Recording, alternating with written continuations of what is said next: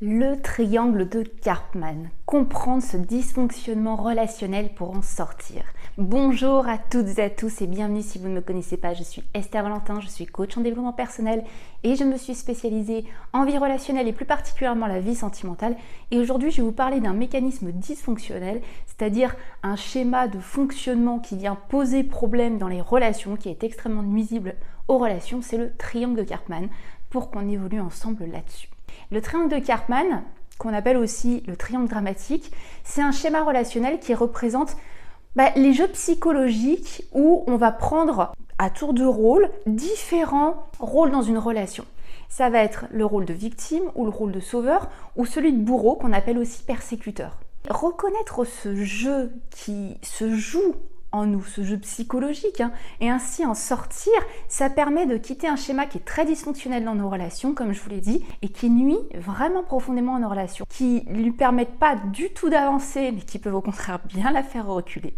Il faut savoir déjà qu'on rentre inconsciemment, vraiment, dans un ou plusieurs de ces rôles.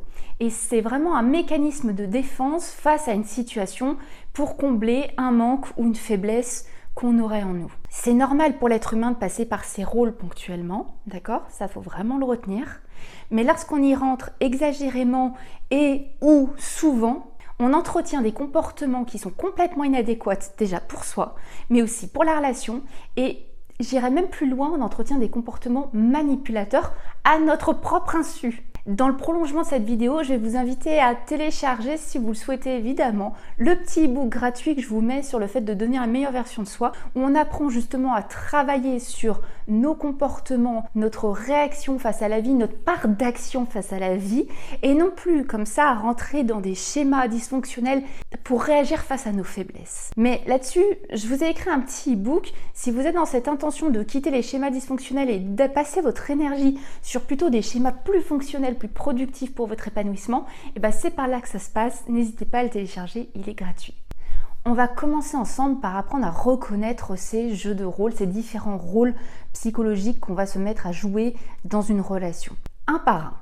Premièrement, on va voir ensemble le rôle de victime. On va apprendre à reconnaître le rôle de victime. La victime, c'est des comportements de plainte. Elle se dit toujours malheureuse et surtout, elle est passive. Elle ne répond pas du tout de ses actes. Elle pense et elle dit subir, la victime. Elle pense et elle dit être impuissante face à ce qui lui arrive, face à la vie, face à tout. Ok ? Elle va se comporter comme étant incapable d'agir. Les phrases types pour vraiment appuyer ce que je suis en train de vous dire, ça va être c'est pas de ma faute, c'est la faute de quelque chose qui est extérieur à moi, quelqu'un, l'autre, la situation, le gouvernement, la vie. Bref, on est vraiment dans une énergie portée à l'extérieur. C'est pas de ma faute. Ça nous maintient comme ça dans cette position de je subis, je suis passive, je ne peux rien faire. Ou ça va être encore mais c'est toi qui m'as fait faire ça, ou j'ai pas pu parce que, là dans cet exemple je vous montre comment on est dans une recherche d'excuses externes. Ça veut dire qu'on passe notre énergie à chercher, à argumenter, à rester dans notre position de subir, mais on n'est pas du tout en train de chercher comment on sort de cette position. On cherche des excuses. Ou ça va être encore j'en ai marre, j'en peux plus de cette situation, mais je n'agis pas, je ne cherche pas de ressources pour agir différemment. Ou à cause de toi ou X ou Y, voilà, on est encore dans ces comportements de je recherche à l'extérieur, je ne suis jamais dans cette introspection ou tout simplement cette réflexion sur comment j'avance, qu'est-ce que je fais. Le jeu, il subit tellement dans l'idée d'être victime qu'on s'y attribue aucune responsabilité et aucune possibilité. Et une des phrases types aussi de les victimes, c'est trop difficile. C'est trop difficile. Ah non, mais c'est tellement difficile. Oui, c'est facile à dire pour toi, mais moi, c'est trop difficile. Pour résumer tout ce que je viens de vous dire, la victime, elle est tout simplement plongée, enfermée dans sa déresponsabilisation. Attention, comme je vous l'ai dit, c'est un rôle qui peut se jouer dans une discussion face à l'autre. Ce n'est pas un rôle que la personne prend tout le temps. Donc il faut apprendre à reconnaître ce rôle et c'est pour ça que je vous ai donné toutes ces phrases clés, tous ces comportements clés. Maintenant, apprendre à reconnaître le rôle de sauveur. Eh bien, le sauveur, il est juste tout simplement tout le temps là pour aider. Et même quand ça ne lui est pas demandé. Il se dit altruiste, généreux, il va aller devancer les besoins des autres. Ce qui se cache derrière ce comportement, c'est qu'il va tenter en fait de rassurer son ego. Il va se persuader d'être plus fort, plus équilibré parce que il s'occupe des autres et il sait le faire. C'est en fait une fuite de ses propres problématiques, c'est une fuite de soi, ce comportement. Je vous en ai parlé dans une précédente vidéo, le syndrome de sauveur. Là, on parle vraiment du rôle de sauveur. C'est quelque chose qui va profondément se retrouver, en tout cas, dans les interactions. Le triangle de Karpman, c'est quelque chose qui se retrouve dans les interactions, d'accord ? Le rôle de sauveur, en tout cas le sauveur, il a envie de protéger l'autre, couver l'autre. En fait, ça peut juste le rendre très infantilisant envers l'autre. Il va pousser à créer une dépendance à lui. Il a finalement besoin qu'on ait besoin de lui. Il va créer ainsi des dettes morales à l'autre en étant toujours disponible ou là pour lui, de la redevabilité chez l'autre tout simplement. Les phrases types de ce rôle de sauveur, ça va être « mais je vais le faire pour toi », « mais je veux seulement t'aider, c'est pas facile, mon pauvre ». Il va un petit peu maintenir l'autre dans son état de victime. Parce que la victime, elle, dans son rôle, elle cherche à appeler un sauveur qui prendra ses responsabilités à sa place. Et le sauveur, il cherche la victime pour se sentir sauveur. Donc reconnaître le rôle de sauveur, que ça soit chez soi ou chez l'autre, ça nous permet aussi de le stopper pour arrêter cet entretien de victime-sauveur. Parce que ces jeux de rôle psychologiques, tout ce qu'ils entraînent, ça nous éloigne d'un comportement d'adultes responsables qui peuvent vraiment connecter. Maintenant, celui que je vous ai gardé en dernier, ça va être d'apprendre à reconnaître le bourreau ou le persécuteur. Parce que le bourreau, c'est sévère. Il est sévère. Il critique, il dévalorise, il peut même faire peur. Donc comprenez que ça peut se passer uniquement dans des interactions. On est face par exemple à une victime qui se plaint, etc. La personne était peut-être en position de sauveur, et si la victime commence par exemple à dire non, le sauveur peut devenir bourreau en s'énervant, en se sentant insulté de tout ce qu'il fait et qui n'est pas reconnu. Vous comprenez que c'est un véritable jeu de rôle psychologique qui peut s'inverser au sein d'une même discussion, qui peut bouger. Et tant qu'on prend un des rôles, on donne aussi la possibilité à ce que l'autre en ait un, et on joue comme ça, ce jeu hyper malsain dans un triangle, et on ne se retrouve pas d'adulte à adulte à vraiment avancer, à vraiment faire quelque chose de cette relation. Donc pour revenir au bourreau, il faut comprendre qu'il peut aller jusqu'à être méchant. Ça veut dire qu'il peut être cruel, menaçant, qu'il va chercher à appuyer là où ça fait mal. Il va dénigrer, il ne veut pas écouter, il ne veut pas entendre, il va rejeter sur l'autre son insatisfaction. C'est ni plus ni moins ça en fait. Sa colère, sa frustration, ses émotions qu'il n'arrive pas à gérer, il est en train de les évacuer sur l'autre pour faire culpabiliser l'autre. Il va monter sur ses grands chevaux hyper rapidement pour couper un petit peu court à l'autre ou à la discussion. C'est un petit peu j'agresse pour me protéger. J'agresse pour protéger de mes faiblesses et de mes insécurités. Il évacue clairement ses frustrations par exagération sur l'autre. Alors les phrases types du bourreau, ça va être « Non mais les autres sont tous nuls, ils sont incompétents, je suis obligé de le faire moi-même » ou « Toi aussi, tu fais ça » ou « Tu oses me dire ou me faire ça ». En fait, comme la victime, c'est une déresponsabilisation, mais cette fois par agressivité, par le fait de se décharger sur l'extérieur, de se décharger sur autre que soi-même. Le bourreau, il a besoin aussi du rôle de victime pour persécuter. Si le bourreau n'a pas de victime, il ne peut pas persécuter, ni plus ni moins.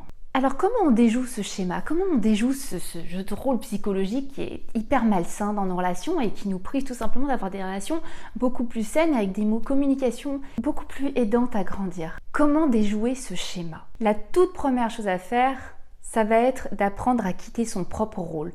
Parce que quitter son propre rôle, c'est priver l'autre de pouvoir maintenir le sien. Si vous n'êtes plus dans le rôle de victime, vous ne pouvez plus laisser à l'autre continuer son rôle de bourreau et à vous persécuter. Et pour ça, ça va être d'apprendre de vos propres rôles. Ça va être de reconnaître le vôtre ou les vôtres pour que vous sortiez du vôtre. Si je reconnais que je me place en victime, je peux vraiment comprendre que je cherche à être pris en charge par quelqu'un. Et je peux travailler sur ma responsabilisation. Je peux travailler sur la manière d'être plus présent pour moi et d'apprendre à avoir des meilleures ressources pour me prendre en charge. Comme ça, je n'appelle plus aux autres rôles dans mes interactions avec l'autre. Je redonne la responsabilité acquis de droit, tout simplement. J'ai besoin de croire en moi, en ma capacité à assumer mes responsabilités parce que je peux me réajuster. Chaque adulte est responsable de lui-même. Moi, je le suis de ma santé physique, mentale, de mon autonomie, de mon bien-être, mon développement personnel, de la qualité de mes relations. Ça, c'est ce à quoi on est responsable en tant qu'adulte. Donc reconnecter avec ces responsabilités-là, c'est aussi arrêter de rentrer dans ce jeu psychologique où soit on se décharge sur l'autre, soit on entretient notre culpabilité parce qu'on ne se responsabilise pas de ce qui nous appartient. Alors je rebondis tout de suite, il faut absolument faire la différence entre être responsable et être coupable. Je suis coupable quand je fais quelque chose intentionnellement quelque chose envers quelqu'un par exemple. Je peux être responsable sans être coupable, c'est-à-dire que je n'ai pas fait ça intentionnellement, mais ma responsabilité c'est de savoir ce que j'en fais, c'est de me dire ok, comment je réagis, comment je fais ça, comment je rebondis là-dessus, ok. Pourquoi ce travail de déjouer schéma, ce jeu de rôle psychologique? Culpabiliser l'autre du rôle qu'on joue, du rôle qu'on prend soi-même, ça ne permet pas d'évoluer et vous comprenez pourquoi maintenant. Parce que le changement, il vient de soi, parce que c'est certainement pas en se déresponsabilisant qu'on fait évoluer les choses.